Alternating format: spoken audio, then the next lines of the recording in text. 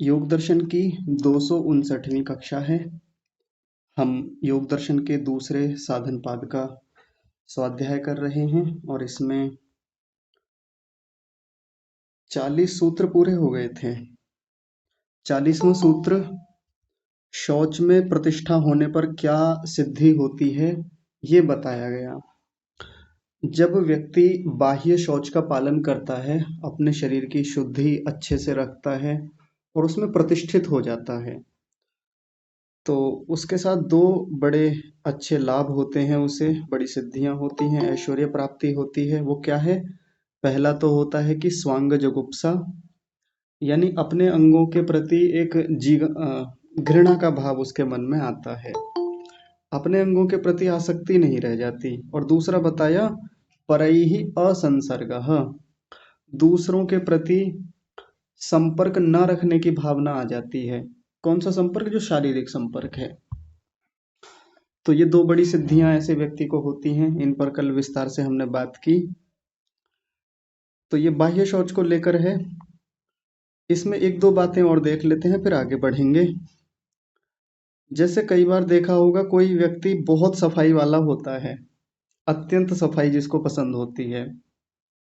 अब उसको कोई हल्का सा स्पर्श भी कर दे तो परेशान हो जाता है, बेचैन हो जाता है कि इसने मुझे छू क्यों लिया। कहीं से थोड़ी सी गंदगी लग जाए, थोड़ी धूल लग गई, किसी का कोई गंदा हाथ लग गया, परेशान हो जाता है ये व्यक्ति। अब इसकी अलग ही एक समस्या है। तो ये वास्तव में तो रोग है, एक प्रकार से मनोरोग है। ऐसा कैसे हो गया?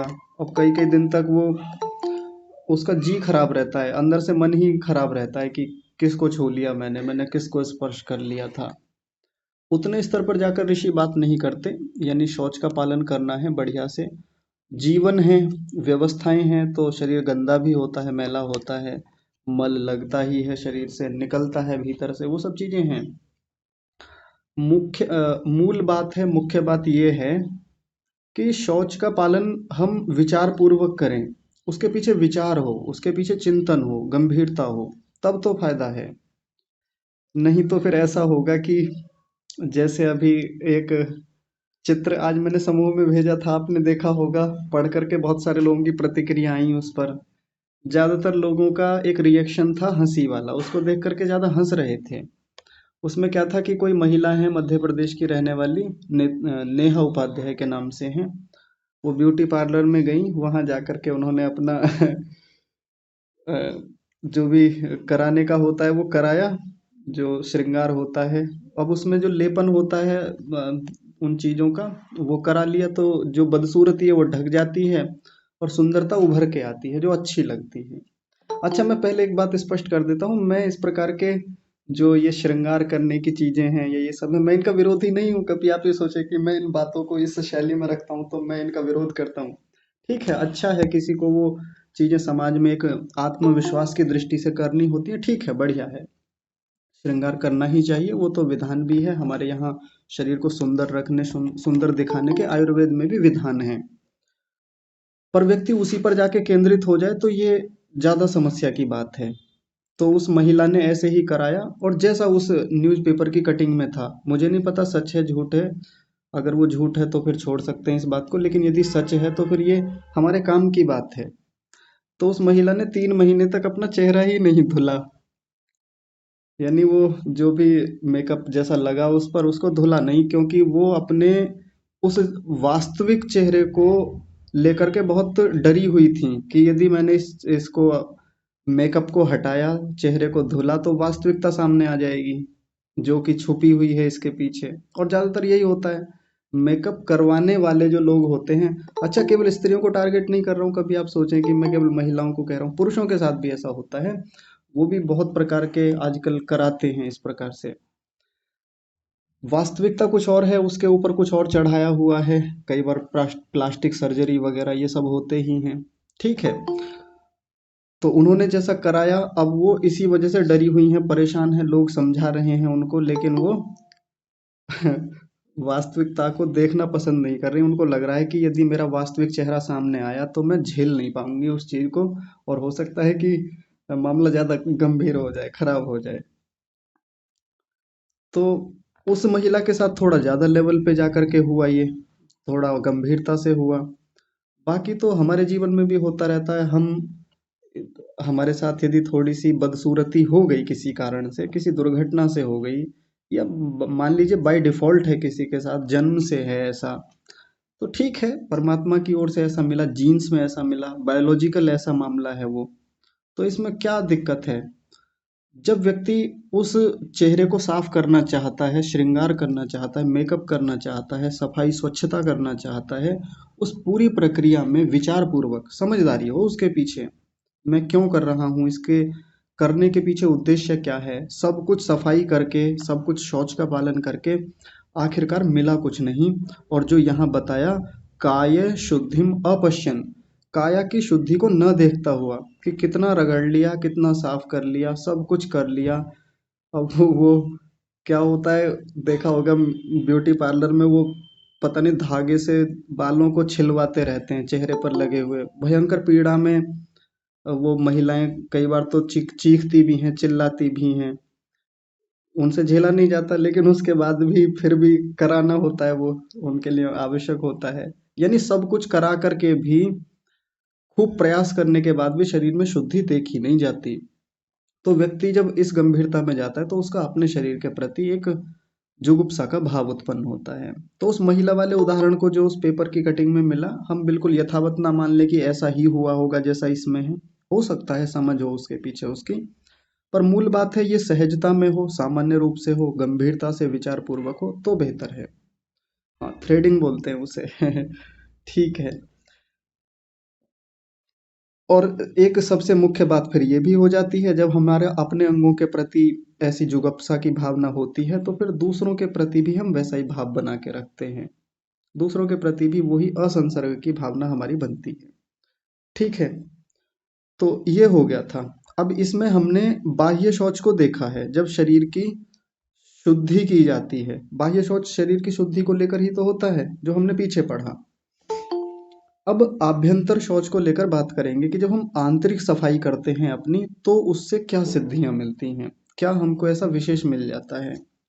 तो उसके बारे में महर्षि पतंजलि 41वें सूत्र में बता रहे हैं, देखिए ध्यान से। पहले अवतरणिका, अवतरणिका में किंच, और क्या, तो और भी क्या फल ऐसा मिलता है, तो उसको सूत्र में कहा, सत्व शुद्धि सौमनस्य एकाग्रेन्द्रिय जयात्म दर्शन योग्यत्वानि च। कई सारे लाभ बता दिए और एक पूरा क्रम बता दिया लाभों का। और जो मैं कल कक्षा में अंत में कह रहा था कि बहुत विचित्र लाभ हैं, बड़े रोचक, बहुत कमाल के, तो देखिए जो आज तक हमने कभी सोचा भी नहीं होगा, ऐसे ऐसे लाभ इसमें बताए हैं। सबसे पहला बताया सत्व शुद्धि, फिर उसके बाद में बताया सौमनस्य, फिर आगे बताया एकाग्र्य यानी एकाग्रता, फिर आगे कहा इंद्रिय जय, इंद्रिय जय, जितेंद्रियता बोलते हैं जिसको। फिर कहा आत्मदर्शन योग्यत्वानि च, च माने और, तो आत्मदर्शन की योग्यता आ जाती है। ये कई सारे लाभ बताए, आइए इनको क्रम से देखते हैं और एक एक को विस्तार से समझते हैं। महर्षि व्यास जी भी बिल्कुल यही बात कह रहे हैं, इनको भी ले लेते हैं, पूरी बात हो जाएगी इसी में ही।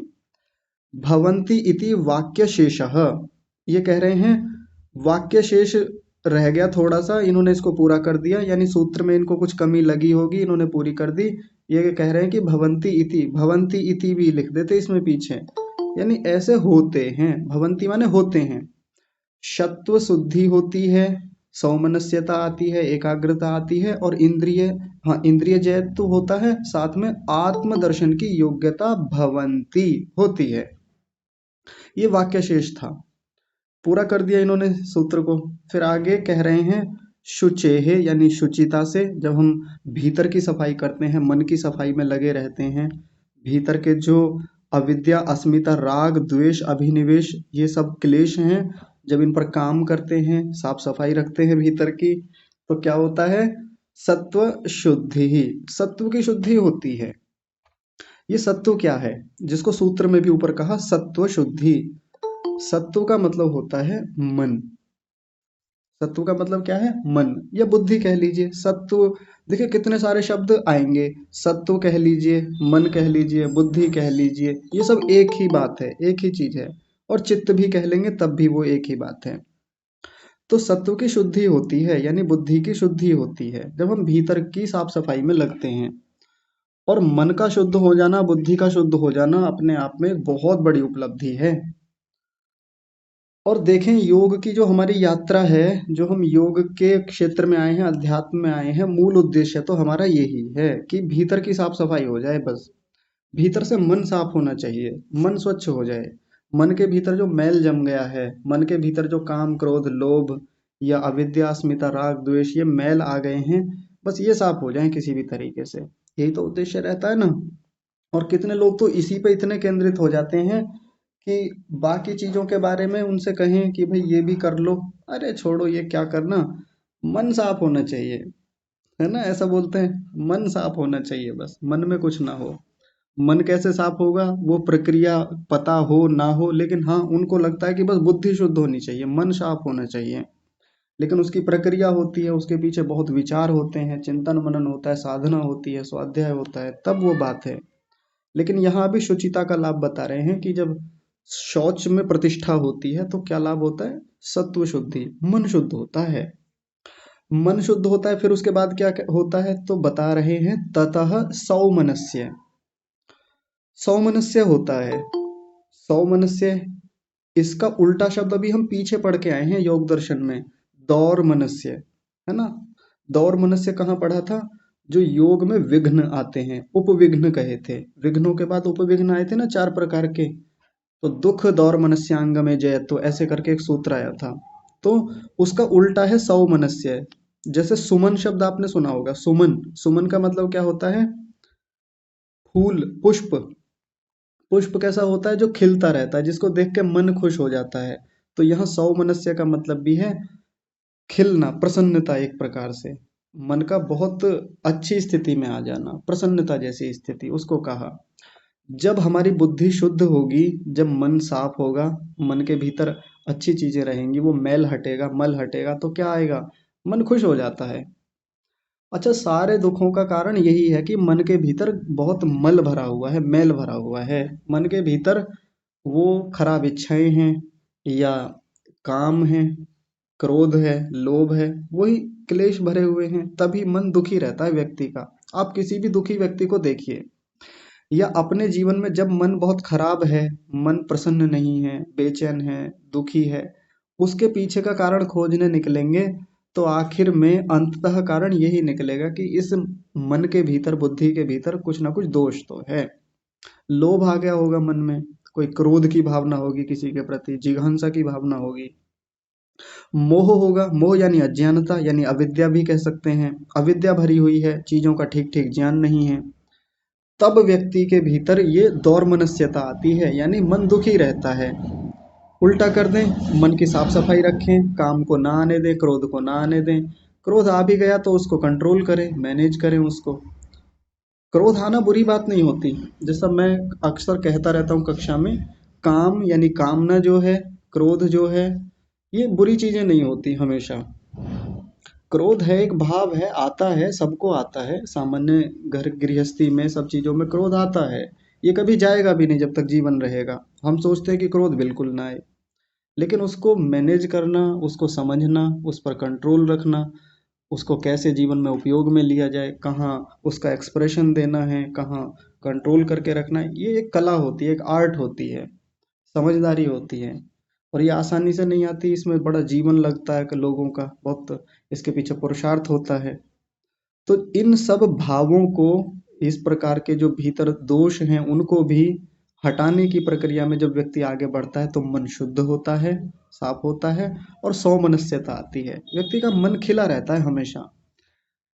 कहते हैं ना भाई, आप बड़े खुश रहते हैं हमेशा, जब भी आपसे बात करो तो आप बड़े खुश दिखते हैं। मिलते हैं ऐसे लोग जीवन में खूब, जब देखेंगे उनका चेहरा खिला हुआ मिलेगा हमेशा। कभी भी उनसे फोन पे बात करें, उनके सामने मिलने जाएं, आप बड़े खुश रहते हैं। क्या बात है। तो कई कारण हो सकते हैं किसी के खुश होने के, लेकिन मूल में जाकर देखेंगे तो उसका कारण यह है कि उस व्यक्ति के सत्व में शुद्धि है। सत्व यानी बुद्धि सत्व जो है, जो उसका चित्त है, मन है, वो स्वच्छ है, मन बड़ा साफ है उस व्यक्ति का। इस वजह से उसके भीतर सौमनस्यता आती है। और हम देखेंगे जो संत प्रवृत्ति के लोग होते हैं, जो साधु प्रवृत्ति के लोग हैं, जिनके भीतर अब कामनाएं, सांसारिक कामनाएं ज्यादा बची नहीं। आध्यात्मिक कामनाएं हैं वो तो ठीक है, होनी भी चाहिए, लेकिन जो लौकिक सांसारिक कामनाएं हैं उनको वो बची नहीं। यानी भीतर वैसा मैल है नहीं कि मैं किसी को मार करके, किसी को धोखा दे करके, किसी के साथ भ्रष्टाचार करके चीजें इकट्ठी करूं, ऐसा लोभ उसके भीतर नहीं है। उसके भीतर राग नहीं है किसी वस्तु के प्रति, जो सामान्य राग है, मुझे ऐसा फोन चाहिए, मेरा ऐसा घर हो, ऐसी गाड़ी हो, ऐसे कपड़े हों, ऐसा मेरा चेहरा हो, ऐसा सौंदर्य हो, मेरे भी फॉलोवर हों, मेरे पीछे भी लोग हों, मेरे अनुयायी हों, मेरे शिष्य हों। ऐसा राग, ऐसा लोभ, लालच उसके मन में रह नहीं गया है, क्योंकि बहुत कामनाएं उसकी होती नहीं इस प्रकार की। तो ऐसा व्यक्ति कैसा दिखेगा? बहुत प्रसन्न दिखेगा, मन बड़ा खुश रहता है ऐसे व्यक्ति का, बाहर से भी भीतर से भी। भीतर की प्रसन्नता ही तो बाहर दिखती है, तब व्यक्ति खिला खिला दिखता है। वो अलग बात है कि भीतर से अलग है, बाहर से अलग है, उसको नहीं कह रहा हूं मैं। जब भीतर से व्यक्ति प्रसन्न होता है तो बाहर प्रसन्नता दिखती ही है। फिर व्यक्ति को किसी के प्रति द्वेष नहीं है। अब किसी के प्रति कोई द्वेष की भावना रह नहीं गई, क्योंकि अब इसके पास है क्या, कोई इससे क्या छीनेगा, क्या ले लेगा। ज्यादातर द्वेष हमारा उन्हीं स्थितियों में होता है, किसी के प्रति क्रोध, जिघांसा का भाव तभी आता है जब हमको लगता है कि हमारा कुछ हमारे पास से जा रहा है, इसने मेरा ले लिया, इसने मेरी ये चीज ले ली, ये वस्तु ले ली, मेरा ये छूट रहा है, तब व्यक्ति को क्रोध आता है। जो संत है, जो साधु है, योगी है, उसके पास ऐसा कुछ है नहीं जो उसके पास से चला जाएगा, और जो उसका वास्तविक है उसको कोई ले नहीं सकता। जो उसकी मूल संपत्ति है, जो उसकी अपनी व्यक्तिगत संपत्ति है, उसको कोई चुरा भी नहीं सकता। जो उसने इकट्ठी कर रखी है ज्ञान के रूप में, प्रसन्नता के रूप में, या सौमनस्यता के रूप में, उसको कोई छीनेगा नहीं। तो जब कोई छीनेगा नहीं तो द्वेष नहीं आता। और कोई बाह्य उसके पास साधन है, कोई संपत्ति है, किसी ने छीन भी ली, वो उसमें भी प्रसन्न है कि चलो कोई बात नहीं, झंझट छूटा। वो उसमें भी अर्जुन रक्षण, संग, क्षय, हिंसा, दोष देख करके उसको जाने देता है, चलो कोई बात नहीं, गई वस्तु गई, इसमें ऐसा क्या है, आती रहती हैं चीजें, जाती रहती हैं, तो द्वेष नहीं होता। जब उसके भीतर ये क्लेश हटने लगते हैं, या जितने जितने अंशों में हटने लगते हैं, उतने उतने अंशों में सत्व की शुद्धि होती है और सौमनस्यता आती चली जाती है। तो प्रसन्न रहने का सबसे अच्छा उपाय जीवन में ये है कि भीतर के क्लेशों पर काम करें, भीतर की साफ सफाई पर, शुचिता पर, शौच पर कार्य करना चाहिए हमको। बाकी आप YouTube खोलेंगे, आप चैट जीपीटी पर जाएंगे, एआई के किसी भी बोर्ड पर जाकर के आप सर्च करेंगे कि मन कैसे खुश रखा जाए, हम कैसे खुश रहें, बहुत वीडियो मिल जाएंगे, बहुत लेख मिल जाएंगे इस विषय पर। तमाम तरीके बताएंगे कि यहाँ घूमना चाहिए, वहाँ घूमें, दोस्तों से मिलें, मूवी देखें, ऐसा करें, वैसा करें, बहुत उपाय मिलेंगे। और इस विषय पर बोलने वाले खूब विद्वान हैं। लेकिन हम ऋषियों की दृष्टि देखें, उन्होंने सब बातों का तोड़ बता दिया, बहुत गहरी बात बता दी, मूल बात बता दी। उन्होंने क्या बता दी? सत्व की शुद्धि कर लीजिए, मन में प्रसन्नता अपने आप आ जाएगी। बाकी हजार उपाय कर लीजिए, जैसे हम कई बार करते हैं कि मान लीजिए घर में कोई दुर्घटना हुई, या कोई व्यक्ति डिप्रेशन में है, रिजल्ट अच्छा नहीं आया, या कोई और दिक्कत हो गई, तो दुखी है बहुत समय से, तो हम चाहते हैं कि ये व्यक्ति प्रसन्न रहे, खुश रहे, और उसके उपाय क्या बताते हैं? चलिए कहीं घूम लेते हैं, चलिए मूवी देख के आते हैं, चलिए कुछ खिला लाते हैं आपको बाजार में, चलिए कुछ दिला लाते हैं, कुछ शॉपिंग कर लेते हैं, ये ले लेते हैं, वो कर लेते हैं। तो हजार उपाय बताते हैं उसको। तात्कालिक रूप से उपाय ठीक हैं, वो किए जाते हैं, कहीं घूमने निकल गए, कुछ कर लिया, खेलने चले गए, ऐसे। वास्तविक समाधान है शुचिता, शौच का पालन करना, मन की सफाई हो सबसे पहले तो। नहीं तो तात्कालिक उपायों से कुछ समय के लिए राहत तो हो जाएगी, कुछ सौमनस्यता तो आ जाएगी, लेकिन उससे बात बनेगी नहीं, स्थायी समाधान, ठोस समाधान नहीं मिलेगा उससे। हम सब चाहते हैं हम खुश रहें, प्रसन्न रहें, ऐसा कोई व्यक्ति नहीं होगा जो खुश रहना ना चाहता हो। तो प्रसन्न रहने का, मन को आ, प्रसन्न रखने का सबसे अच्छा उपाय है सत्व शुद्धि। ठीक है, क्रम से चलेंगे, एक क्रम बता रखा है देखिए यहाँ पर। फिर इसके बाद में क्या होता है? इसके बाद में एक बहुत सुंदर बात बता रहे हैं, ततः एकाग्र्यम, एकाग्रता आती है। और ये अपने आप में योगी के लिए, किसी साधक के लिए, किसी स्वाध्यायशील व्यक्ति के लिए, किसी छात्र, विद्यार्थी, किसी एम्प्लॉय के लिए, किसी के लिए भी कह लीजिए, ये एक बड़ी बात होती है कि उसके जीवन में एकाग्रता है। हर कोई व्यक्ति आज परेशान है कि मेरे जीवन में एकाग्रता नहीं है। पढ़ना चाहता हूँ, एकाग्रता नहीं रहती, ध्यान भटकता है। डिस्टरबेंस जीवन में बहुत हैं, डिस्ट्रैक्शंस बहुत हैं।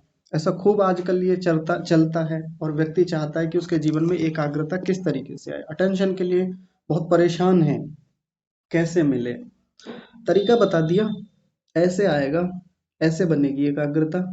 एकाग्रता तो मन की प्रसन्नता से ही आएगी। प्रसन्न मन ही एकाग्रता को देखा देता है।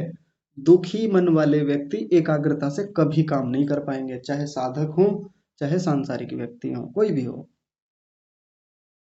देखते हैं, जब हमारे जीवन में कोई परेशानी है, कोई दिक्कत आ जाती है, किसी प्रकार से डिप्रेशन है, एंजाइटी का कोई भाव है, मनोरोग है, मन में अप्रसन्नता की स्थिति है, मन नहीं लगता, फिर एकाग्रता बनती नहीं, ना पढ़ाई में, ना ध्यान में, साधना में, अपने काम में, घर के कामों में, फिर मन थोड़ी लगता है, यानी एकाग्रता थोड़ी बनती है, नहीं बनती।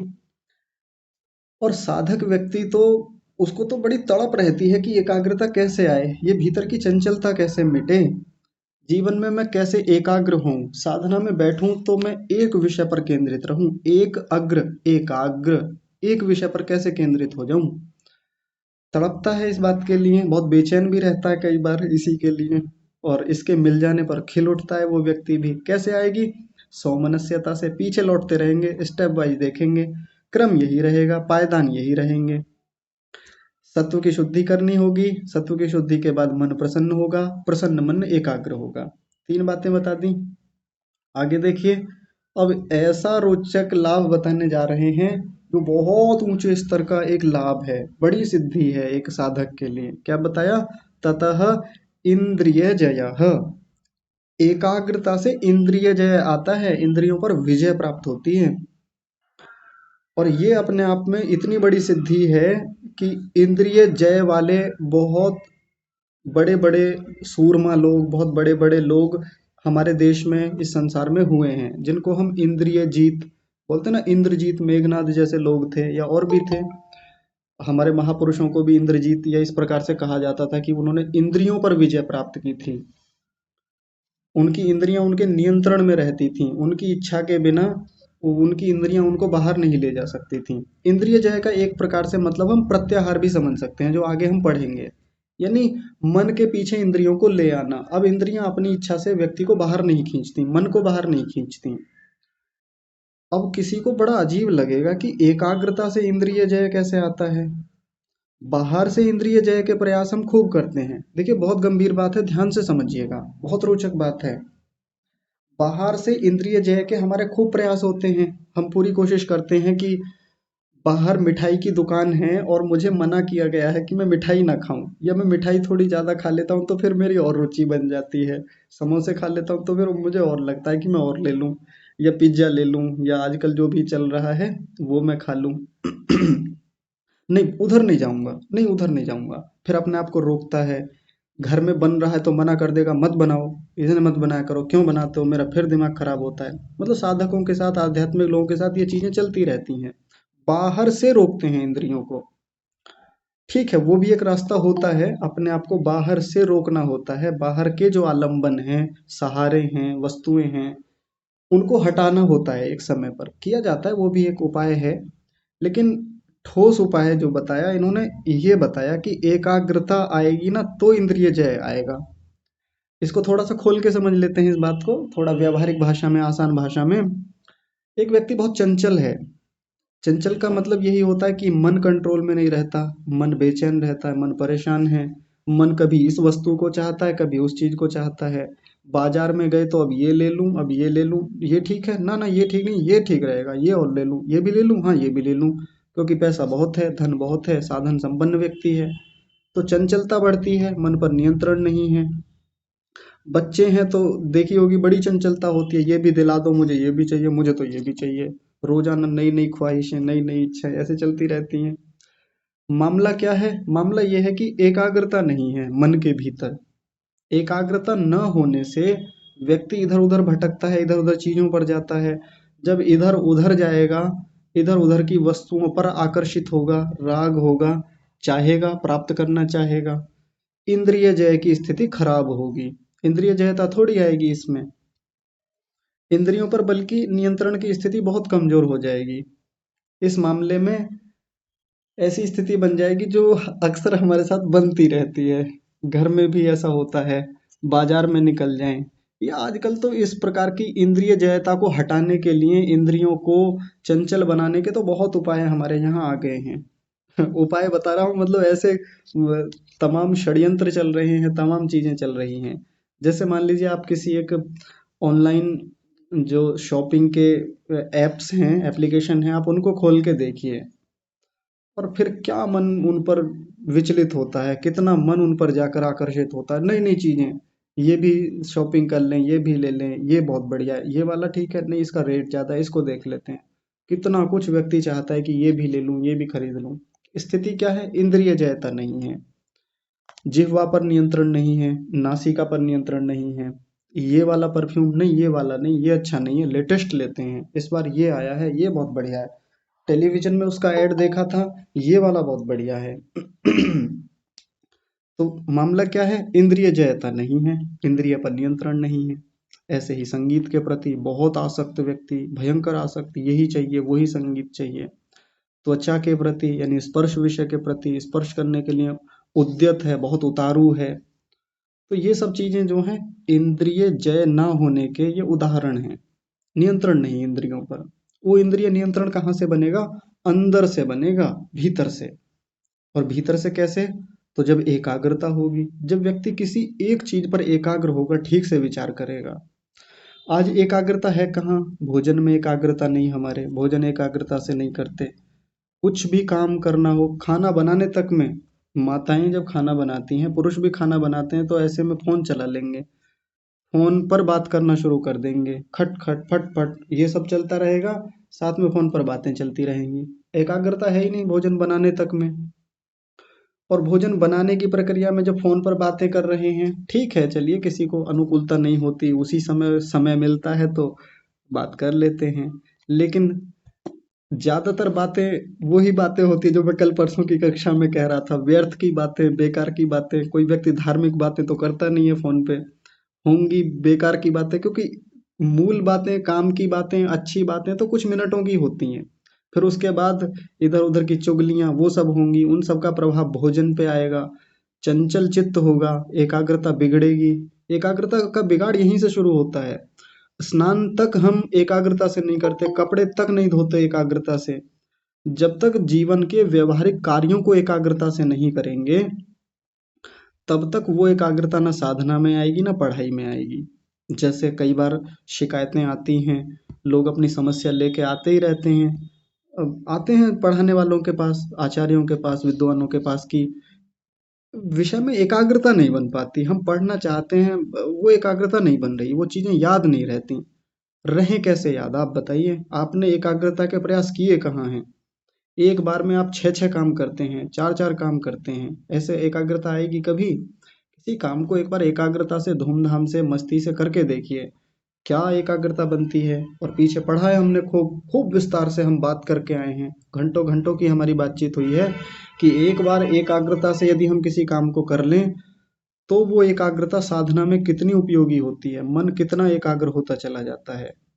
यहाँ तक कि घर में साफ सफाई का, झाड़ू लगाने का भी काम कर रहे हैं, वो भी यदि हम एकाग्रता से करें, तो वो एकाग्रता जो इकट्ठी कर ली हमने, वो साधना में काम आती है, वो स्वाध्याय में काम आती है।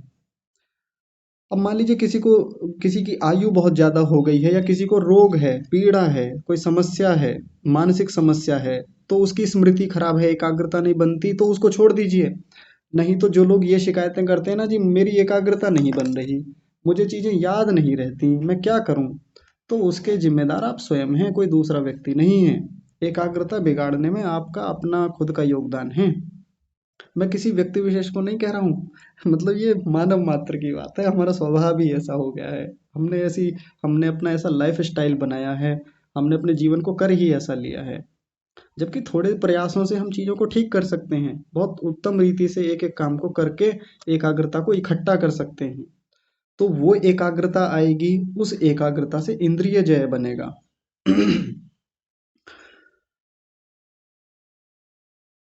ठीक है। तो एकाग्रता से क्या होता है, इंद्रिय जय आता है, इंद्रियों पर नियंत्रण की स्थिति होती है, इंद्रियां हमारे नियंत्रण में आती हैं। आगे देखिए, इंद्रिय जय के बाद क्या होता है, ततश्च आत्मदर्शन योग्यत्वम, आत्मदर्शन की योग्यता आती है। और ये अपने आप में और बड़ी बात बता दी, बहुत ऊंची एक स्थिति बता दी। आत्मदर्शन की योग्यता आती है, किससे आती है, इंद्रिय जय से। जब इंद्रियां हमारे नियंत्रण में हैं, हम साधना में बैठते हैं तो सबसे बड़ी समस्या हमारी ये है कि इंद्रियां साथ नहीं दे रही हैं, इंद्रियां नियंत्रण में नहीं हैं। कभी आंख खोलने का मन कर जाता है, आंख खोल के थोड़ा सा देख लें, आता है ना, अधिक देर तक आंखें भी बंद नहीं रह पाती। कानों पर नियंत्रण नहीं है, यानी शब्द विषय के प्रति नियंत्रण नहीं, यानी इंद्रिय जय नहीं है हमारा। तो फिर क्या होता है, थोड़ी देर में उठ जाएंगे, बाहर से कहीं आवाज आई, कुछ आया, उधर ही कान लग जाएंगे जा करके, नहीं यहाँ तो बड़ा शोर आता है, यहाँ से तो वाहन बड़े गुजरते हैं, इस घर में तो बड़ी खटपट होती है, ये पड़ोस में इसी समय भक्ति संगीत चलाएंगे, गीत गाने चला देंगे। इतना भी हमारा अभ्यास नहीं है कि यदि सामने सड़क से वाहन जा रहे हैं तो हम उसको इग्नोर कर सकें, हम ये कर सकें कि कोई बात नहीं, जा रहे हैं तो कोई बात नहीं, हमारा अपने कर्ण इंद्रिय पर, कान पर इतना अच्छा नियंत्रण है कि थोड़ा बहुत शोर तो चल जाता है, इसमें ऐसा क्या है, हम अपनी साधना कर सकते हैं। पढ़ने बैठे, बाहर से कोई शोर हो गया, बेचैन हो जाते हैं कि शोर कितना आ रहा है, कितनी दिक्कतें हैं इसमें, फिर कारण गिनाने लग जाते हैं, एक्सक्यूज गिनाते हैं, नहीं हो पा रहा। इतना तो व्यक्ति के पास नियंत्रण हो कि कोई बात नहीं, थोड़ा बहुत शोर है तो अपनी इंद्रिय पर नियंत्रण है, उधर से मन को हटा करके इधर एकाग्र कर लिया। तो जब ऐसी इंद्रिय जय की स्थिति बनेगी, व्यक्ति साधना में एकाग्र होगा, साधना में अच्छी स्थिति बनेगी, अच्छी स्थिति बनेगी तो समाधि की स्थिति बनेगी, जिसको पीछे संप्रज्ञात समाधि कहा। और संप्रज्ञात समाधि ही एक ऐसा माध्यम है जो आत्मदर्शन देने वाला है। लेकिन अभी यहाँ एक शब्द बोला, आत्मदर्शन, आत्मदर्शन योग्यत्वम, आत्मदर्शन की योग्यता आती है। आत्मदर्शन हो जाता है ऐसा नहीं कहा अभी यहाँ, पूरा पूरा मतलब आत्मदर्शन की योग्यता बन जाती है ऐसे व्यक्ति की, उस स्टेज पर आकर खड़ा हो जाता है, उसके भीतर ऐसी योग्यता बन गई है। अब वो और प्रयासों से साधना में और गहरा उतर करके बाकी अन्य उपायों से, प्रत्याहार, धारणा, ध्यान और समाधि के माध्यम से अब अंदर उतरेगा। अंदर उतर के फिर वो जो पूरा विधिवत हम पीछे देख के आए हैं, वितर्कानुगत संप्रज्ञात समाधि, विचारानुगत संप्रज्ञात समाधि, आनंदानुगत संप्रज्ञात समाधि में जाएगा, और फिर सबसे अंत में अस्मितानुगत संप्रज्ञात समाधि। और ये चौथी अस्मितानुगत संप्रज्ञात समाधि जो होती है, इसी में तो आत्मा का साक्षात्कार होता है, स्वयं का साक्षात्कार, आत्मदर्शन जिसको कहते हैं वो होता है। तो देख लीजिए बात कहाँ से शुरू हुई थी और कहाँ ले गए। और ये बात ऐसे ही नहीं लिख दी कि जो मन में आया वैसे ही लिख दी और ऐसे ही कुछ भी फिट बिठा रहे हैं, ऐसा नहीं है।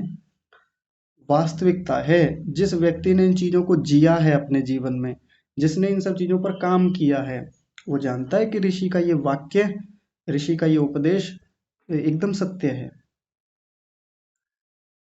और देखिए यहाँ एक बात कही, बुद्धि सत्व से, ये बुद्धि सत्व का होता है, मतलब मैं इतनी देर से एक व्यक्ति का उदाहरण लेके कह रहा हूँ, लेकिन वास्तव में बुद्धि सत्व से, यानी बुद्धि नाम का जो तत्व है, जो मन है, उसमें ये हो रहा होता है, उसका हो रहा होता है ये, उसी की शुद्धि होती है, उसी की सौमनस्यता आती है, उसी में एकाग्रता होती है, उसी से इंद्रिय जय होता है, और उसी में आत्मदर्शन होता है। क्योंकि आत्मा का दर्शन इसी मन से होगा, आत्मा का दर्शन आत्मा से नहीं होता, आत्मा का दर्शन इसी बुद्धि सत्व से होता है। परमात्मा का दर्शन इस बुद्धि सत्व से नहीं होता, उसको लिखा भी नहीं यहाँ पे। परमात्मा का दर्शन तो सीधे आत्मा से होता है, उसमें फिर बुद्धि सत्व की आवश्यकता नहीं रहती। तो पूरी प्रक्रिया यहाँ पे खोल के रख दी, आत्मदर्शन की योग्यता आ जाती है, यहाँ आकर के बिंदु को समाप्त किया उन्होंने। और क्या चाहिए एक साधक को, कुछ इसके बाद क्या शेष रह जाता है जानने के लिए, प्राप्त करने के लिए। हाँ, मोटे मोटे अंशों में देखें, कोई और गहराई में जाके कहे तो फिर तो परमात्मा का साक्षात्कार, जीवन मुक्त, नितांत मुक्त, फिर आगे मुक्ति में जाना, परमात्मा का आनंद लेना, वो कोई कह सकता है। लेकिन अपने आप में साधना के स्तर पर ये एक बहुत ऊंची योग्यता व्यक्ति के भीतर आ गई है, योग्यता, एबिलिटी। यानी जैसे किसी विश्वविद्यालय में प्रवेश हुआ नहीं है, लेकिन अब उसने वो सारे क्राइटेरिया पार कर लिए हैं। आयु सीमा जो चाहिए थी उस आयु सीमा में वो व्यक्ति आ गया है। जो डिग्री चाहिए थी इससे पहले, जो रिजल्ट चाहिए था वो इस व्यक्ति को मिल गया है। और जो भी प्रमाण पत्र इधर उधर से चाहिए थे, जितनी फीस चाहिए थी, अब रख ली है इकट्ठी करके। तो मान लीजिए कल को किसी को एडमिशन कराना है अपना, तो अब सारे प्रमाण पत्र, सारी चीजें उसने रख ली हैं अपने पास। अभी एडमिशन हुआ नहीं है, अभी प्रवेश हुआ नहीं है, लेकिन अब उससे कोई कहे एडमिशन हो गया, तो ये कहता है अभी नहीं हुआ, पर मेरे पास सारी चीजें हैं, मेरे पास वो सब अ, योग्यताएं हैं, मेरे पास वो सारे क्राइटेरिया मैंने पूरे कर लिए हैं। कल जाके करा लूंगा, मैं परसों करा लूंगा, इसमें ऐसा क्या है, सब चीजें हैं मेरे पास, योग्यता है उसके पास। अभी सीधे सीधे एडमिशन हुआ नहीं है, वो उस विश्वविद्यालय या उस कॉलेज का पार्ट बना नहीं है, अभी उसमें विधिवत एक विद्यार्थी के रूप में बना नहीं है कि उसको कह दें कि इस कॉलेज का विद्यार्थी है। लेकिन योग्यता है उसकी, चाहे तो ले ले चाहे तो न ले। तो इतनी चीजें इसने भी इकट्ठी की हैं, इसने भी वो प्रमाण पत्र, वो क्राइटेरिया पूरे किए हैं। जिसमें शुचिता की, सबसे पहले शौच का पालन किया। कहाँ से राग आता है, कहाँ से द्वेष आता है, अविद्या बढ़ कैसे रही है। क्योंकि शौच जहाँ से शुरू किया था, जिस शौच की बात कर रहे थे, ये कोई हल्की फुल्की बात नहीं है। ऐसे ही शौच नहीं हो जाता, जैसे बाहर हम पानी से धो लेते हैं शरीर को, मिट्टी से, साबुन से, शैम्पू से धोते हैं, अंदर की सफाई तो ऐसे नहीं होगी। तो शुरुआत कहीं से तो ये जो भीतर की सफाई होगी, इसकी शुरुआत कहीं से तो होगी। कैसे होगी? पढ़ के होगी, स्वाध्याय करेगा व्यक्ति, उसके लिए चिंतन मनन करेगा, विचार विमर्श करेगा, उन चीजों को धीरे धीरे हटाएगा जिनके कारण से राग बढ़ता है, द्वेष बढ़ता है, अविद्या बढ़ती है, अस्मिता बढ़ रही है, जिसके कारण अभिनिवेश क्लेश बढ़ता रहता है। काम क्रोध लोभ मोह, ये सारी गंदगियां भीतर जा रही हैं, उनको रोकता है। जैसे एक उदाहरण पीछे दिया गया था कि कुएं के भीतर से कबाड़ कचरा तो बाहर निकाल रहे थे, लेकिन कुएं में डालने वाला जो कचरा था वो बंद किया नहीं। भीतर से तो खूब सफाई करते रहे कुएं की, रोज जाते हैं कुएं में, उतरते हैं, और रोजाना उसमें से जो कूड़ा कचरा था निकाल लिया। लेकिन उसमें कचरा जाने की जो दर है, जो रेट है, वो ज्यादा है। निकाला 1 किलो, जा रहा है 1.5 किलो। तो फिर कैसे कुआँ साफ होगा? कभी नहीं होगा। तो ये जो भीतर की सफाई है, भीतर की सफाई भी तो ऐसे ही होगी कि भीतर जो जा रहा है, जो वस्तुओं से बार बार राग हो जाता है, बार बार चिपक जाते हैं, आसक्ति हो जाती है चीजों से, बार बार ना चाह कर भी घर वालों से द्वेष हो जाता है, बाहर वालों से, पड़ोसियों से, लोगों से, व्यवस्थाओं से द्वेष है हमारा, कम करेगा व्यक्ति, हटेगा उन सब चीजों से। तो इस तरीके से शुचिता आएगी, मन स्वच्छ होगा, सत्व शुद्धि जिसके लिए कहा, उसके होने से सौमनस्यता आएगी, यानी मन खुश रहने लगेगा, मन प्रसन्न रहने लगेगा, जिसको पीछे चित्त प्रसादन कहा था, याद कीजिए, मैत्री करुणा मुदितोपेक्षाणाम सुख दुख पुण्य पुण्य विषयाणाम भावना तश्चित्त प्रसादनम। मैत्री की भावना रखेगा, करुणा की भावना रखेगा, या मुदिता की रखेगा, और साथ में जो उपेक्षा की भावना थी, वो उत्तम व्यवहार करता है, जो पीछे हम व्याख्या करके आए हैं, बात करके आए हैं। तो उससे भी सौमनस्यता आती है, रास्ता वही है बिल्कुल। मन के स्वच्छ होने से एकाग्रता आती है, जीवन में व्यक्ति एकाग्र होने लगता है, अपने काम को, अपनी चीजों को बहुत एकाग्रता से करता है, एक विषय पर उसका अच्छा नियंत्रण रहता है। वैसे होने से इंद्रिय जयता आती है, एक एक इंद्रिय को नियंत्रित करता है, और एक समय के बाद पूरी इंद्रियां, और इंद्रियों का मतलब मन भी एक इंद्रिय है, तो मन को भी ले लेंगे इसमें, मन पर भी एक अच्छा नियंत्रण होता है। और ऐसा होने से आत्मदर्शन योग्यत्वम, आत्मदर्शन की योग्यता आती है। और ये सब होता किस में है? बुद्धि सत्वस्य, बुद्धि सत्व में होता है, यानी बुद्धि नाम के तत्व में होता है। और अंत में क्या कहा? हाँ, बुद्धि सत्वस्य भवति, बुद्धि सत्व का होता है ये। तो आगे कहा हाँ, इति नहीं है, एतत् शौच स्थैर्यात् अधिगम्यत इति। तो ये जो है, ये शौच की स्थिरता से प्राप्त होता है। शौच स्थैर्यात अधिगम्यत, अधिगम्यत यानी प्राप्त होता है। किससे प्राप्त होता है? शौच में स्थिरता से। जब व्यक्ति बहुत उत्तम रीति से शौच का पालन करता है, और कौन से शौच का? आभ्यंतर शौच का पालन करता है। तो ये केवल मामला पढ़ने तक सीमित नहीं है कि पढ़ लिया और छोड़ दिया। मूल बात तो फिर वहीं आके आएगी कि हम अपने व्यवहार में टटोल कर देखें, आत्मविश्लेषण करें, सेल्फ एनालाइज करें कि हम अपने जीवन में ये शौच का पालन कर रहे हैं या नहीं कर रहे। बाहर की सफाई तो खूब कर ली, वो सबको दिखती भी है, अच्छा भी लगता है, शौच का पालन करना भी चाहिए, उससे लाभ अलग हैं जो पिछले सूत्र में कहे थे। लेकिन अंदर की सफाई करने से ये लाभ हो रहे हैं या नहीं हो रहे, यानी अभी जीवन में सौमनस्यता नहीं आ रही है, यानी मन खुश नहीं रहता है, सब कर लिया, खूब अध्यात्म में उतरे हुए हैं, कूदे हुए हैं, रोज स्वाध्याय चल रहा है, उसके बाद भी मन में कोई खुशी नहीं, कोई प्रसन्नता नहीं, मन अजीब बेचैन है, पागल हुए फिरते हैं, और अपने ही आप में एक बेचैनी खिन्नता जैसी हमेशा बनी रहती है। इसका मतलब आभ्यंतर सोच का पालन ठीक नहीं हो रहा है। ये खुद के विश्लेषण की बात है। एकाग्रता नहीं है तो कहीं गड़बड़ है, इंद्रिय जयता नहीं बन रही है, इंद्रियों पर कंट्रोल खो बैठते हैं कहीं भी गए। थोड़ा बहुत होता है वो एक अलग बात है, लेकिन ज़्यादातर मात्रा में इंद्रिय जय है हमारा, तो हम कहेंगे कि हाँ, ठीक चल रहा है, सही रास्ते पर हैं।